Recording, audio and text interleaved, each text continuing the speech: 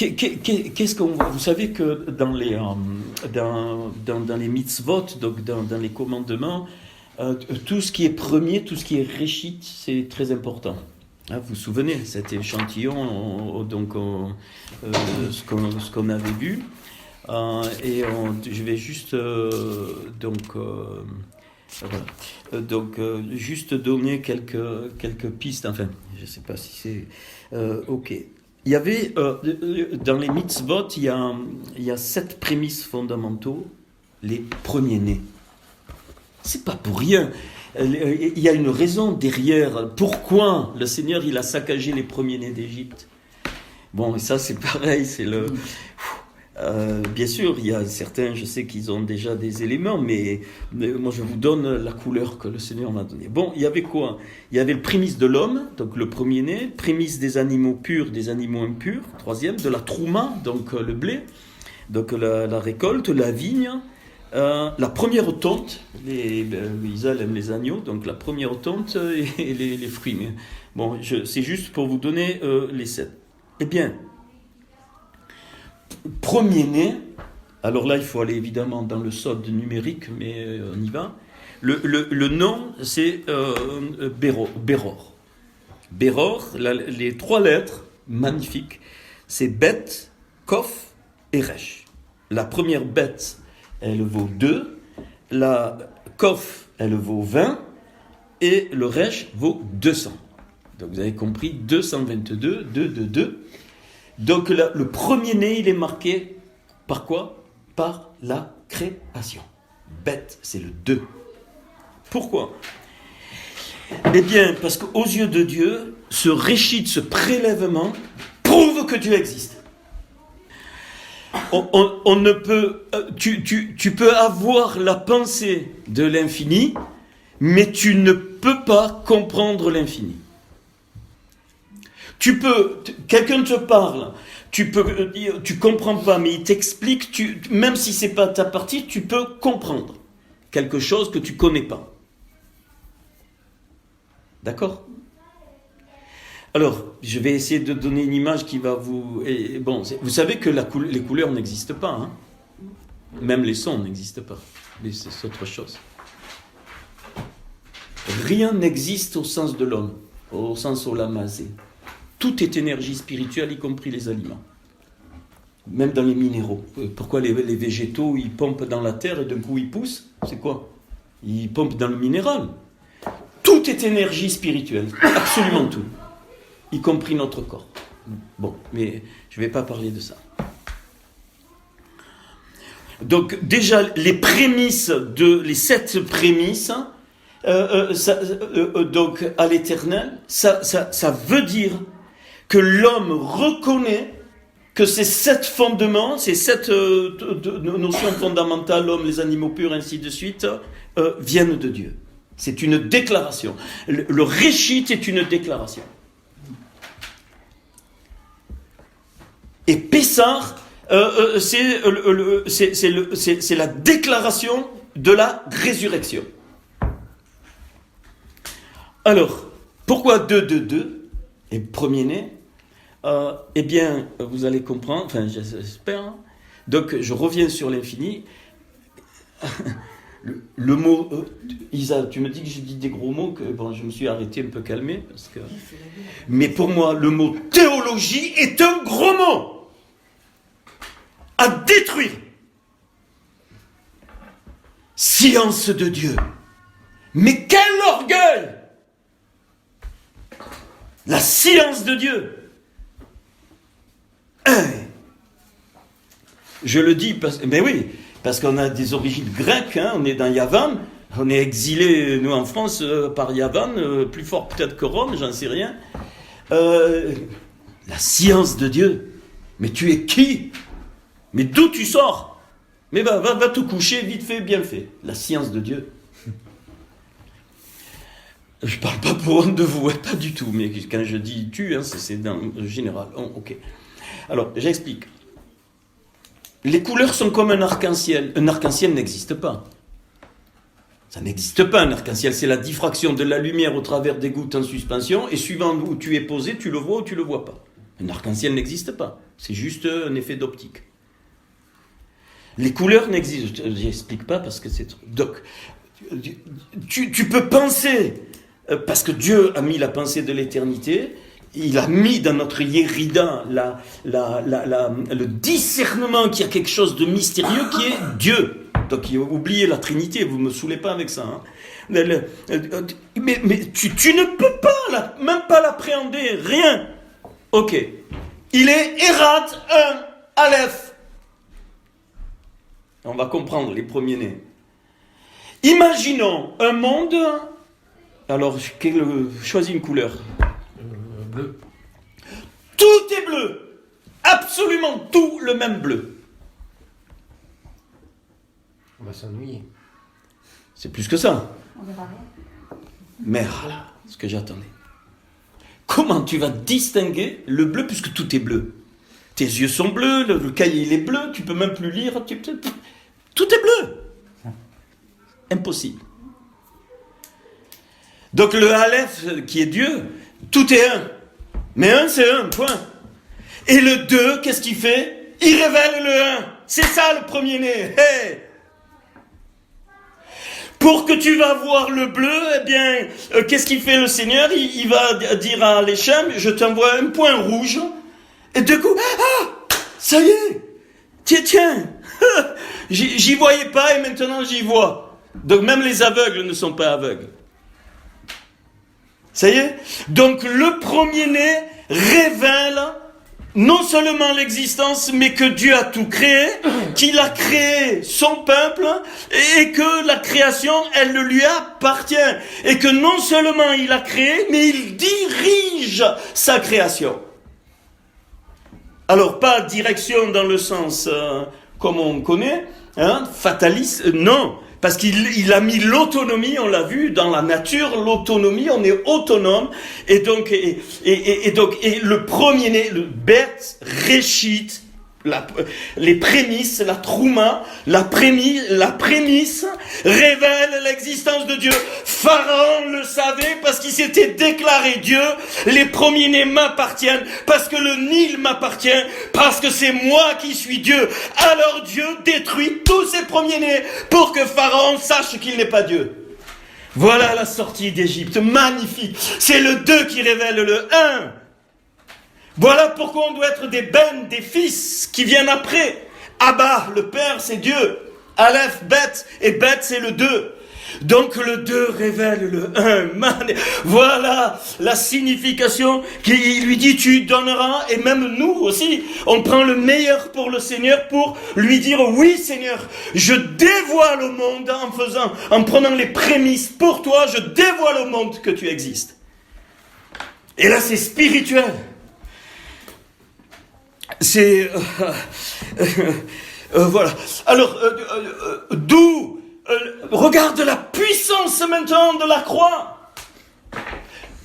La puissance de la croix, c'est la révélation dans Olam Hazé de Dieu et de toutes ses qualités. À la croix, les 10 séphirotes étaient crucifiés pour montrer qui était Dieu. Le fils qui meurt à la croix, c'est ça. C'est la sortie d'Égypte aussi, mais générale. Et alors individuellement, cette notion, elle est très très forte. Je dis, pour chacun de nous, elle doit être très très très forte. Comment un vrai homme trouve le but de sa vie? Quand il revient, on a déjà vu. Pourquoi on doit revenir à la source? Parce que revenir à la source, c'est dévoiler la source, c'est accepter d'être la créature et non pas le créateur. Donc, qui va me mettre le mot sur la bouche de théologie? Impossible, je ravage tout. Tout! Parce que Dieu est Dieu. Et voilà pourquoi on mange les matzot. Le Seigneur a repris. Je suis le pain vivant. C'est la matzot. Qu'est-ce que c'est, le pain vivant? C'était quoi? Il ne fallait pas qu'il y ait de rette dedans.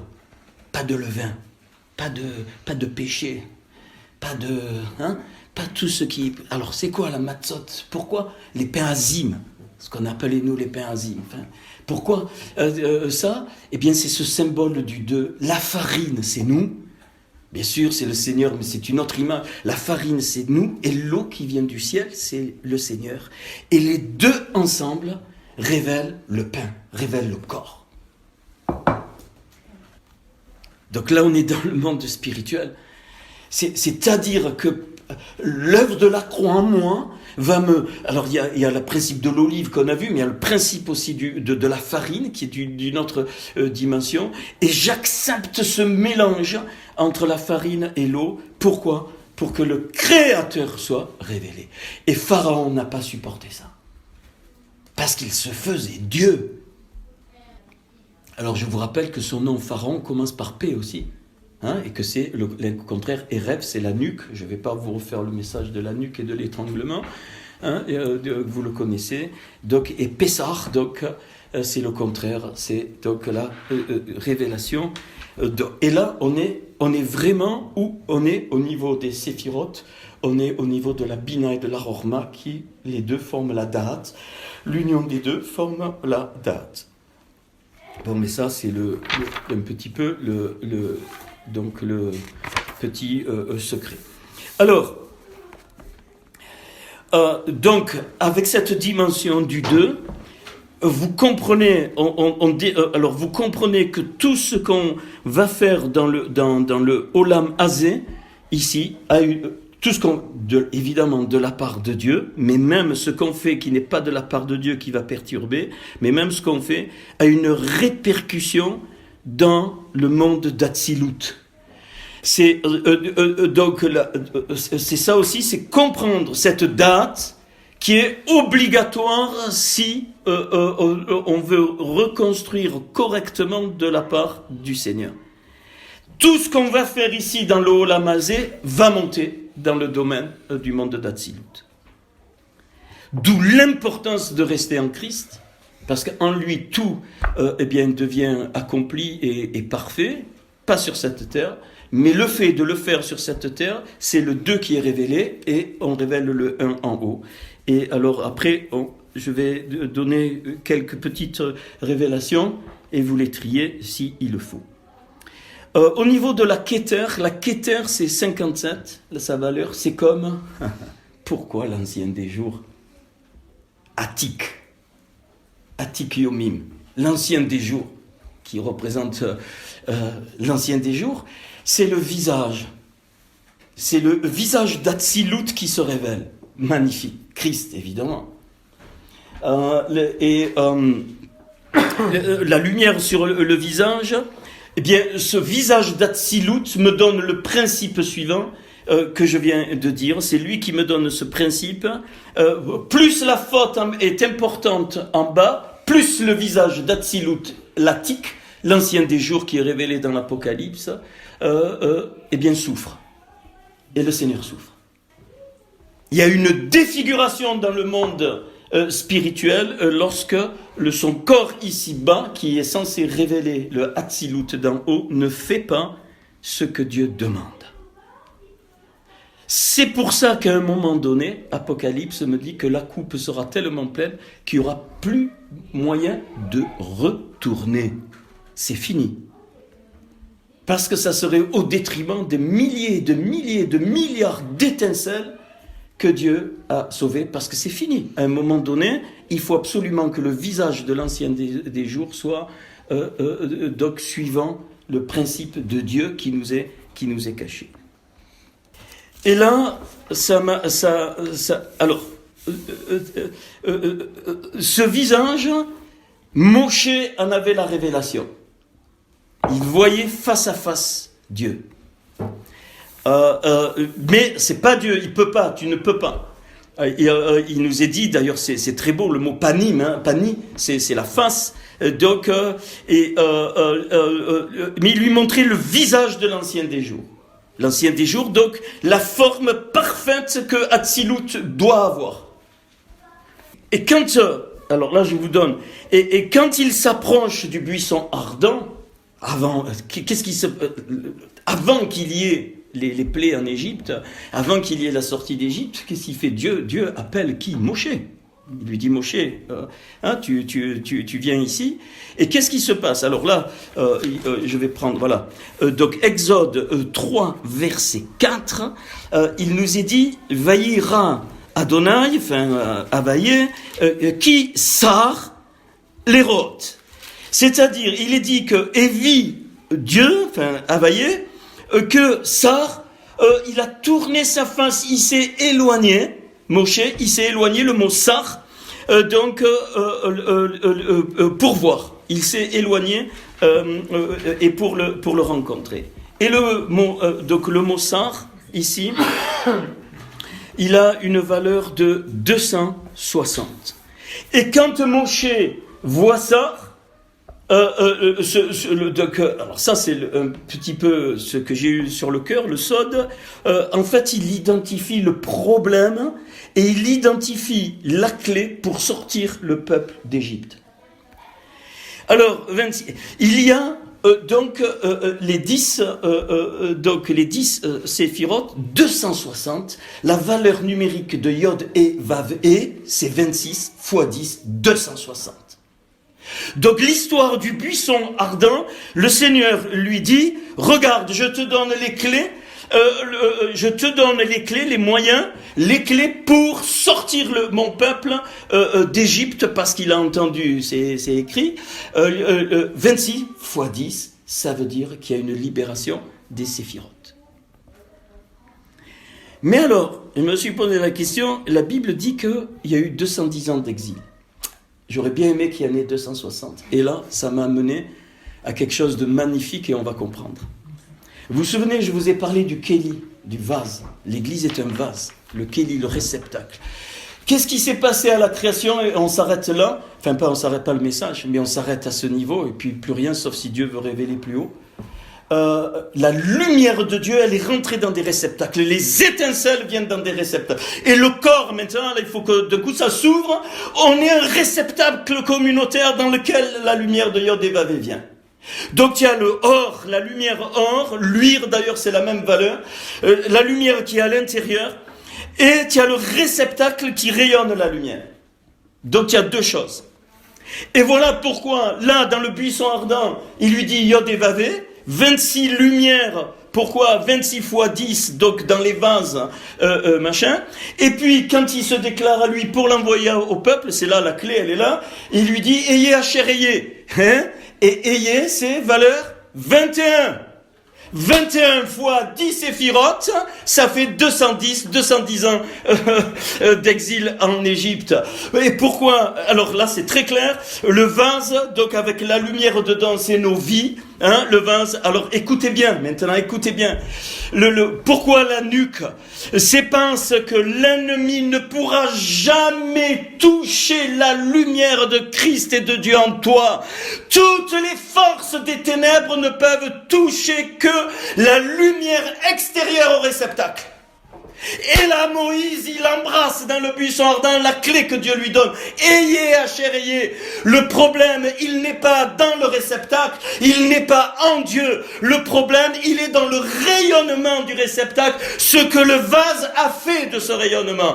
Et c'est comme ça qu'il libère son peuple. Là, il comprend Moïse. Et ton âme, au niveau individuel, est un réceptacle. La lumière de ta Yérida, elle est éternelle. Personne, les forces démoniaques, quand on chasse les démons de quelqu'un, les démons, ils sont pas dans l'âme. C'est impossible. C'est le réceptacle. Ils sont à l'extérieur du réceptacle de l'âme. Comprends ça. Et ça va aider beaucoup d'âmes à comprendre qu'en eux, ils ont la force que Dieu a mis, d'où l'importance de la nouvelle naissance. Et toutes les puissances de l'enfer ne peuvent pas aller où il y a la lumière de Dieu. Ils ne peuvent aller que là où la lumière de Dieu est rayonnée, c'est-à-dire le Yé Hachérié, je suis celui qui suis. Il déclare pour aller libérer le peuple. Il lui donne le nom Yé, pas le nom Yod et Vav. Pour aller libérer le peuple, il dit, tu diras à Pharaon et tu diras à mon peuple que je suis Yé, le réceptacle. Mais le Yod et Vav, il est gardé pour le peuple. Et je crois que Moïse, il a dû comprendre ça. J'en sais rien, puisqu'il a mis en pratique. c'est ce que j'ai découvert. Et quand il est dit que ton premier-né, ton fils, après 30 jours, tu le rachèteras, les lettres de chaque mot donnent Bereshit. La première lettre de chacun de ces mots, de ce truc où il y a le rachat, pourquoi le rachat des premiers-nés, ça donne Bereshit. C'est la récréation. Pessah est une résurrection. Et le premier-né, où c'est que notre Seigneur est déclaré le premier-né, s'il vous plaît? Mais où? Dans quoi? Dans le livre des Hébreux. On le prend. Voilà pourquoi il est dit le premier-né. C'est pas qu'il est né, il est de toute éternité. Hébreux 1:6. Et oui, je cherchais ailleurs, là où c'était évident, mais je l'avais. 1, verset 6. Merci beaucoup, Damien. Et de nouveau, lorsqu'il introduit dans le monde le premier dit, il dit que tous les anges de Dieu l'adorent, ainsi de suite, ainsi de suite. Donc voilà, donc Pessah, qui est lié à ça. Alors j'ai perdu mon petit fil, mais ça revient. Voilà, donc les kélis, les vases, donc c'est fait. Donc voilà pourquoi 210 ans au lieu de 260, c'est parce que l'ennemi ne pourra jamais toucher la lumière dans l'intérieur de ton vase. Ça, absolument à intégrer. Ceux qui sont démonisés, c'est le vase, le kéli, mais même un corps, hein, mais c'est pas dedans l'étincelle, sinon tu meurs. Hein, y a pas de, enfin, c'est pas le propos, c'est juste pour vous montrer pourquoi le premier-né. Hein, voilà. Et là, Moïse, je pense qu'il a les clés pour libérer son peuple. Est-ce que vous avez remarqué qu'il y avait une correspondance, enfin, une mention, pas mal en tout cas, on va le voir, entre les plaies d'Égypte puis l'Apocalypse. Alors la première plaie, enfin, c'est pas une plaie, mais on la met... Enfin, il y a plus que 10, mais c'est pas... En fait, il y en a 10 qui correspondent aux 10 séphirotes. Et ça fait partir de Pessah, évidemment, pour la résurrection. Et vous allez voir, et je crois qu'à chaque truc, ceux qui ont à cœur, eh bien, ça va vous donner des messages magnifiques.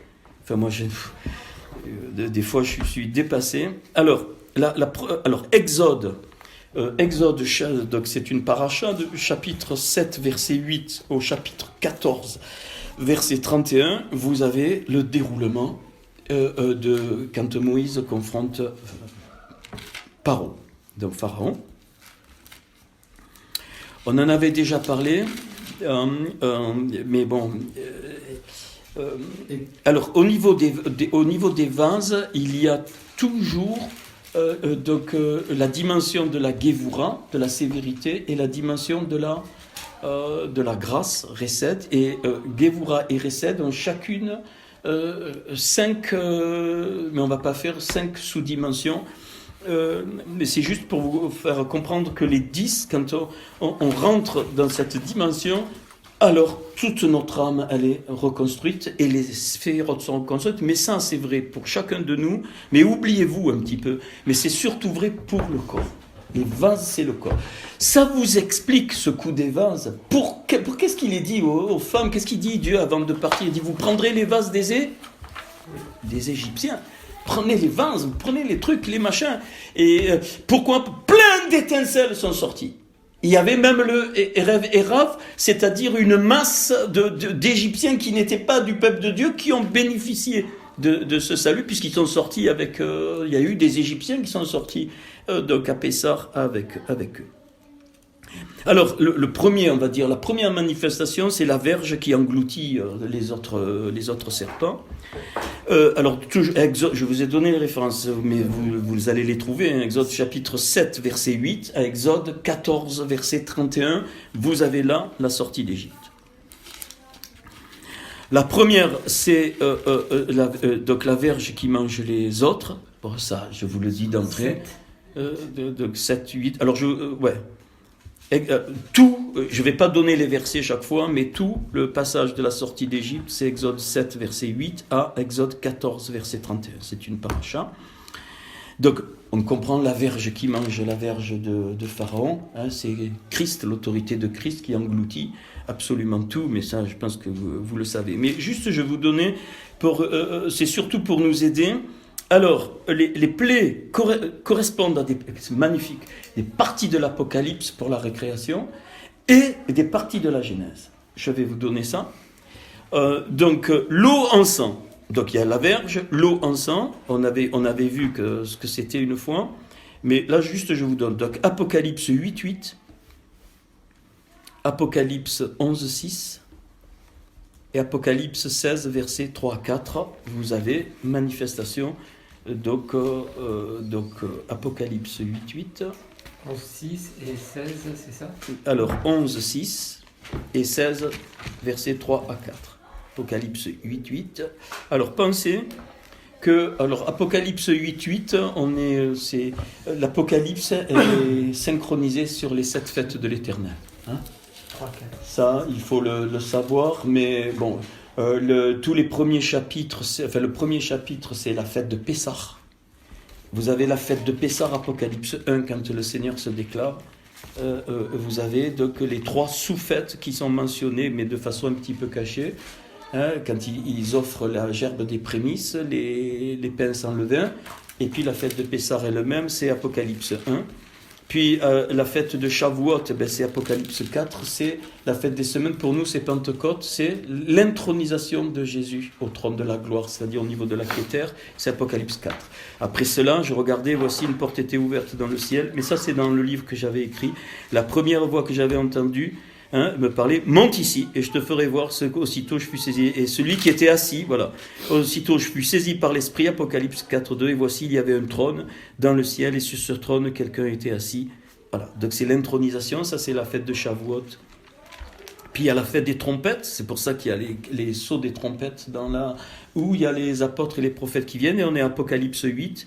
Le second ange sonna de la trompette et quelque chose comme une grande montagne embrasée par le feu fut jetée dans la mer. Le tiers de la mer devint du sang. Ok, pareil, même niveau. 11.6, vous l'avez noté, après vous le lirez tranquille. 16, versets 3 à 4.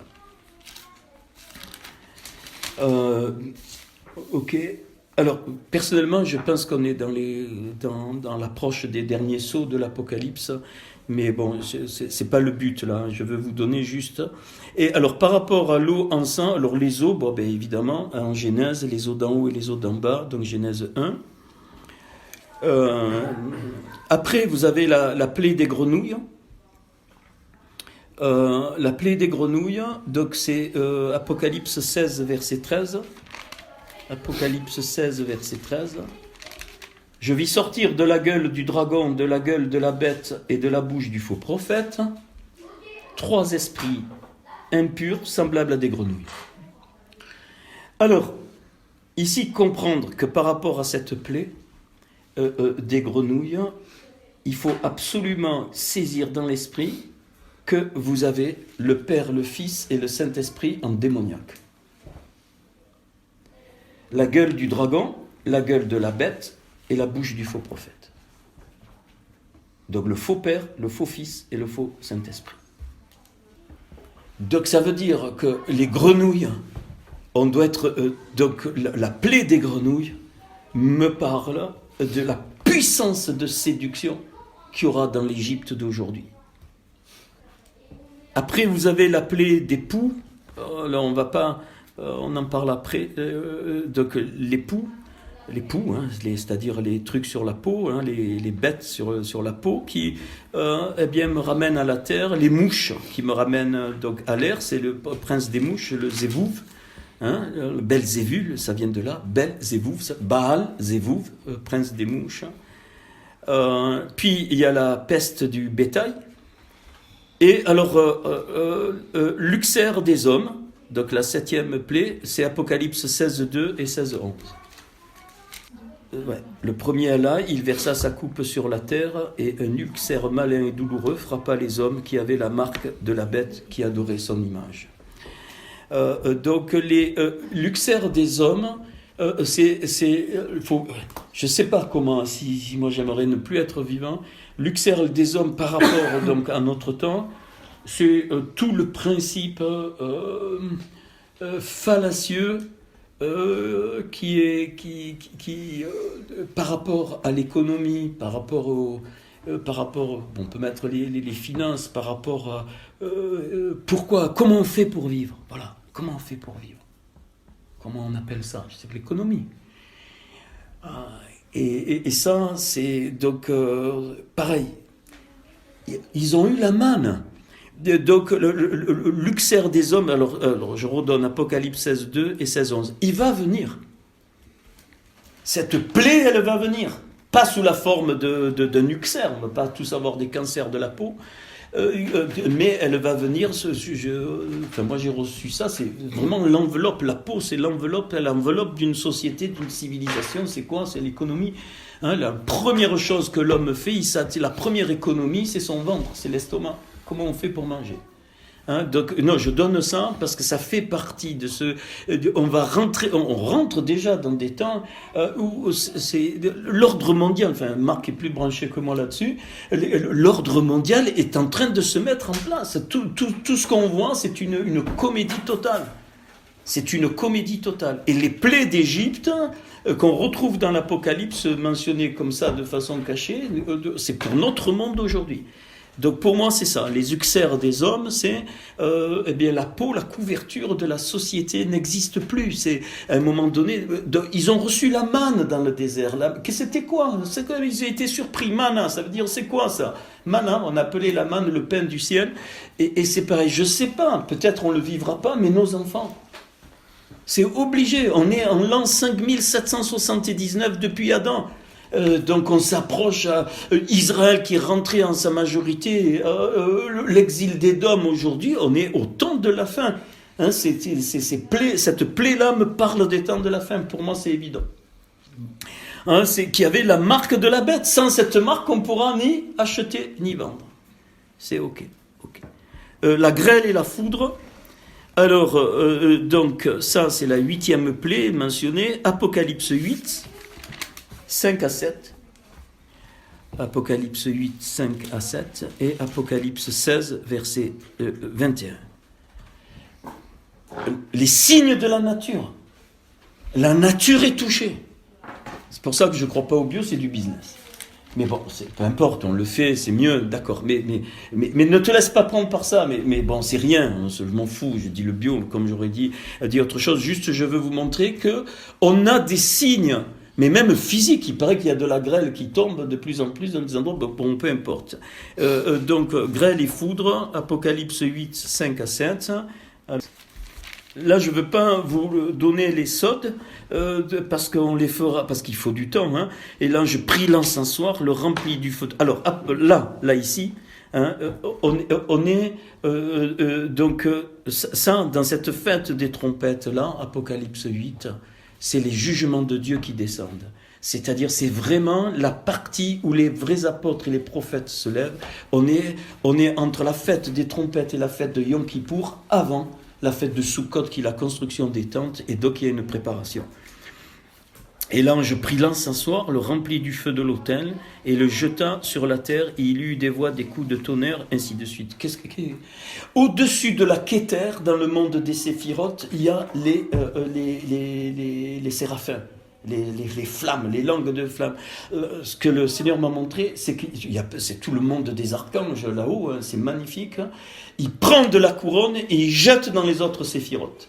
C'est ça qu'il est en train de faire, c'est symbolisé par la mer. Pourquoi? Parce que c'est le jugement de Dieu pour la construction les séphirotes doivent être absolument brûlés de la part de Dieu, c'est-à-dire nos vies, d'où l'importance du baptême de feu.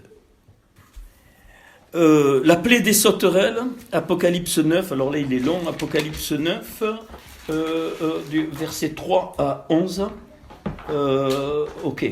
Et à la fin, à 11, il finit par l'ange de l'abîme, nommé en hébreu Abaddon et en grec Apollyon. Donc Abaddon, c'est-à-dire bien cet ange qui... donc alors on peut, donc il y a une espèce de guerre, il s'est tué, tourmenté. Bon, il y a des scorpions qui piquent. Donc on est au niveau de la 5e trompette là. Mais un jour on fera Enfin, en tout cas, je vous donnerai ce que le Seigneur m'a montré dans ces trucs, mais juste là, je vous donne donc c'est les sauterelles. Il faut comprendre que alors les sauterelles, pour moi, enfin représentent, enfin une partie qui représente, c'est tout ce qui mange la pensée de Dieu. Et il faut qu'on soit très très prudent. Enfin, sans vous mettre de peur, non, rien du tout. Soyez vigilants par rapport à tout ce que le monde déverse. Ça devient comme des sauterelles, et c'est une des techniques.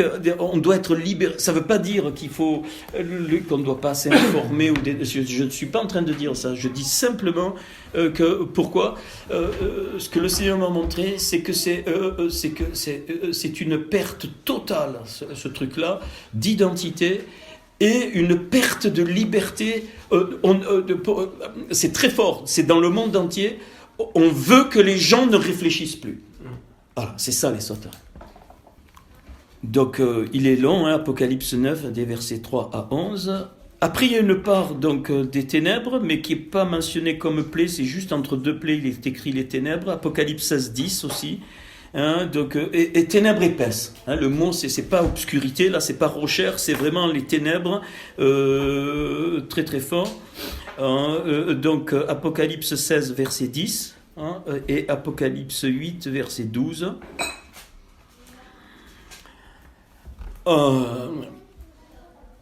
Alors, après, il y a de suite après la mort des premiers-nés. Ce qu'il faut comprendre, c'est que dans notre temps, donc cette plaie, donc c'est vraiment une pessard importante, je trouve. Hein. Enfin, pour moi en tout cas, c'est magnifique. Eh bien, c'est que on aura affaire, et y compris nous, il faut faire attention. Les ténèbres, c'est quoi ? On ne sait plus se diriger. Et donc, c'est voulu. Il faut comprendre. Il y a une perte de la direction. Et de la décision qui est voulue pour que, à un moment donné, eh bien, le trône de Satan arrive et dise mais attendez, on réfléchit pour vous, on fait, et je crois que c'est pas ma partie, mais je fais confiance. Je crois que c'est le nouvel ordre mondial dont nous parle Marc des fois on discute, et je crois que c'est ça. Hein, le nouvel ordre, la préparation du nouvel ordre mondial, comme il y a la préparation du retour du Seigneur pour son royaume, là, en même temps, le nouvel ordre mondial prépare le terrain, par les ténèbres, ça fait partie. La mort des premiers-nés, donc Apocalypse 9, 13 à 19, alors là, il y a une hécatombe, Apocalypse 9, 13 à 19, Apocalypse 9, 13 à 19, il y a des morts partout. Donc ça veut dire que plein d'âmes perdent leur vie parce qu'à un moment donné, le Seigneur donc il juge, ok, d'où l'importance. Hein. Donc mort des premiers-nés, Apocalypse 9, 13, 19, on a vu donc la mort de ce qui peut révéler l'existence de Dieu. C'est ça la mort d'une âme. Les premiers-nés révèlent Dieu. Donc c'est la mort de ça. Donc forcément, physiquement, dans le Olam Hazé, on n'y est pas du tout encore, mais peut-être ça commence dans certains endroits. Alors si on est vivant, je ne sais pas comment on va faire dans cette plaie, forcément, certains d'entre nous vont perdre la vie. Pas ta vie éternelle, mais la persécution. Ça, c'est très clair. Hein. Voilà. Et puis, alors, on a cité les 10, mais en fait, moi, il y en a 12, parce qu'on avait vu, il y a les 10 séphirotes, et puis les deux autres. Hein. Donc ça, je vous refais pas ça. Et là, le dernier, alors c'est pas une plaie, mais c'est une dernière action, c'est l'engloutissement des Égyptiens. Donc, et Apocalypse 19, 17 à 21. Donc, et après, évidemment, donc c'est la destruction par le Seigneur de tous des rois de la terre, ainsi de suite. Pourquoi ? Pour établir le royaume de Dieu. Donc, le Pessah va bien plus loin que ce qu'on croit. Vous vous rendez compte jusqu'où ça va ? Et c'est éternel, ça.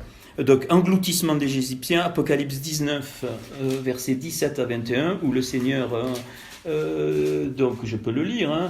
Vient, et je vis un ange qui se tenait dans le soleil, il cria d'une voix forte, disant: tous les oiseaux qui volaient au milieu du ciel, venez, rassemblez-vous pour le grand festin, en fait de manger la chair des rois, des chefs militaires, ainsi de suite. Donc c'est le retour du Seigneur, avec victoire là-dessus, engloutissement de tous les Égyptiens pour établir le règne de 1000 ans. Donc ça, la correspondance. Alors j'ai oublié la correspondance avec Genèse, mais vous la trouvez facilement. Les eaux, la création des eaux, de la terre, de l'homme, ainsi de suite, vous la trouvez avec. Je ne vais pas la faire par contre. Et il y a une très très belle correspondance, et je vais finir par ça. Juste comprendre que Pessah, c'est le jugement aussi par les 10 commandements. Pour la recréation des 10 sphirotes, et pour que vraiment on ressuscite, mais c'est un principe, c'est mort et résurrection. Premier commandement, je suis l'Éternel, ton Dieu qui t'ai fait sortir d'Égypte, c'est la Kéter. Et la plaie qui correspond à ça, ce commandement, je suis l'Éternel, qui correspond à la Kéter, juge la mort des premiers-nés. L'ange passait outre, quand il voyait le sang avec le signe, il passait outre, donc on est épargné. Et la Kéter est reconstruite. Deuxième commandement, tu n'auras pas d'autre Dieu. C'est la reconstruction de la Rorma, donc la partie masculine qui révèle l'époux. Et qui correspond au sauterelle. C'est-à-dire la sauterelle détruit toute forme de conception, et c'est l'époux qui reçoit. Donc c'est le manque de révélation de l'époux. Tu n'auras pas d'autre Dieu. Tu ne prendras point le nom de l'Éternel, c'est la Bina en vain. Pourquoi ? C'est l'épouse, parce qu'elle a un seul nom, elle prend le nom de Dieu, et ça correspond au jugement de la grêle et de la foudre. C'est-à-dire que la réalisation de la conception de Dieu, eh bien, si elle n'est pas faite par le Seigneur, c'est grêle et foudre, c'est destruction de quoi ? De Olamazé, de la nature. Donc ici, tu ne prendras point le nom de l'Éternel. Ça reconstruit, ça juge ce truc solitaire là. Je suis pas marié, je suis individuel. Voilà. Donc c'est l'épouse. Donc excusez-moi. Donc c'est le 8, c'est la grêle, et ça correspond à ça. C'est ce que j'ai compris dans mon cœur. Et après on peut ouvrir, en discuter, et je peux vous donner des éléments. Souviens-toi du jour du Shabbat. Ça c'est le recette. C'est la grâce révèle le jour du Shabbat, le recette, ça révèle la nature de mère, la nature de la mère qui est dans le cœur de Dieu, le recette, la miséricorde, la grâce, et la plaie, c'est les uxères des hommes, comme on a vu tout à l'heure. Donc ce commandement brise littéralement l'uxère sur les hommes. C'est cette grande grâce qu'on trouve dans la nature du cœur de mère de notre Dieu, eh bien, elle est là. Honore ton père et ta mère, en Yél, c'est la Gévoura. C'est le père, révèle le père, évidemment Maria la mère, donc honore ton père et ta mère. Après, je vous donne le truc. Et ça, on monte au niveau du bétail. Pourquoi ? Pour qu'on soit des bergers de brebis. Donc c'est la nature du père. J'en saute une, j'y reviendrai après. Tu ne commettras point d'adultère. C'est la Netztar. C'est donc tout ce qui est éternel, persévérance, correspond l'époux. Tu ne déroberas point, c'est le Hod. Dérober au sens le plus large du terme. Et ça correspond aux grenouilles. Tu ne porteras point de faux témoignages, c'est le Yesod. C'est à l'envers en fait, et qui correspond donc les eaux en sang. Et évidemment, le Yesod, le fondement, quand une femme accouche, l'eau et le sang sortent. Et enfin la Malroute, La dernière, qui est reconstruite dans cette sortie d'Égypte, eh bien, c'est évidemment le peuple, donc le peuple de Dieu, l'Église. Alors tout à l'heure, le Yesod, c'est Christ, évidemment, hein, et la Malroute, c'est le peuple, c'est l'Église. Et donc ça correspond eh bien, à la verge qui engloutit les autres. Pourquoi ? Parce que c'est Christ, au travers de son peuple, qui a la victoire. Alors si vous regardez bien, alors pourquoi j'ai sauté donc, et le centre, c'est la 5e plaie, c'est-à-dire les mouches, Baal Zévouv, seigneur des mouches. Pourquoi ? Parce que c'est la Tiferet, la Tiferet qui est en connexion avec toutes les autres, c'est le retour de la Torah. La Tiferet est le retour de la Torah total qui brise le Baal Zévouv, le prince des mouches, évidemment. On comprend, après il y a d'autres clés derrière, hein. Donc Zévouv, la racine, c'est l'orgueil. Enfin, je peux pas tout. Et il y a alors les deux autres qui sont pas dans les 10. Eh bien, c'est quoi ? Les ténèbres, c'est le Olam Hazé ici. Quand Dieu va juger, il va laisser les ténèbres dans le Olam Hazé. Ça va descendre dans les mondes de l'enfer. Ça, c'est très clair parce qu'il roulera tout. Après, c'est son affaire. Après, c'est un secret. Et de l'autre côté, à l'opposé, au-dessus de la Kéter, dans le monde d'Atsilut, c'est l'engloutissement des Égyptiens. C'est tout le peuple de Dieu qui rentre dans Atsilut, pas les Égyptiens. D'où l'engloutissement des Égyptiens. Donc, alors, j'ai pas donné des détails, après on échange parce que je suis vraiment très fatigué, mais ça va. Les deux premières, alors Rochma et Bina, alors il y a le Keter, Rochma et Bina, époux, épouse, eh bien le centre c'est Ahava et Erat, amour et unité. Reset et Kevura, père et mère, c'est Ahava, amour. Puis un peu plus bas, Netstar et Od, j'ai oublié de dire, Netstar me parle de fidélité, donc de Emouna, et Od me parle de vérité. Et maintenant, le mariage des deux, c'est au centre, c'est l'amour, la Hava. Et Yesod et Malrout, qui c'est Christ et l'Église, c'est Ahava et Erat. Donc les deux caractéristiques du Seigneur, 13 et 13, 26. Je crois que j'ai tout dit.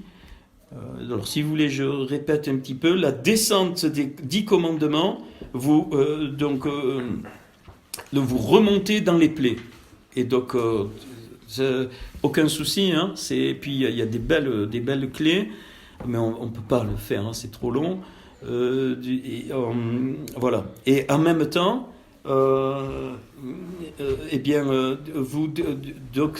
les 10 commandements sont dans le même ordre que les séphirotes. Donc le premier commandement, je suis l'Éternel, c'est la Kéter. Tu n'auras pas d'autre Dieu, c'est la Rochma. Tu ne prendras point le nom de l'Éternel, c'est la Bina. Souviens-toi du jour du repos, le Resed. Honore ton père et ta mère, la Gévoura. Tu ne tueras point, Tiferet, la beauté. Tu ne commettras point d'adultère, la Netstar. Tu ne déroberas point, le Hod. Tu ne porteras point de faux témoignages, le Yesod. Et tu ne convoiteras point la maison de ton prochain, la Malroute. Tout ça, c'est au niveau du corps. Je crois que j'ai fini, Seigneur.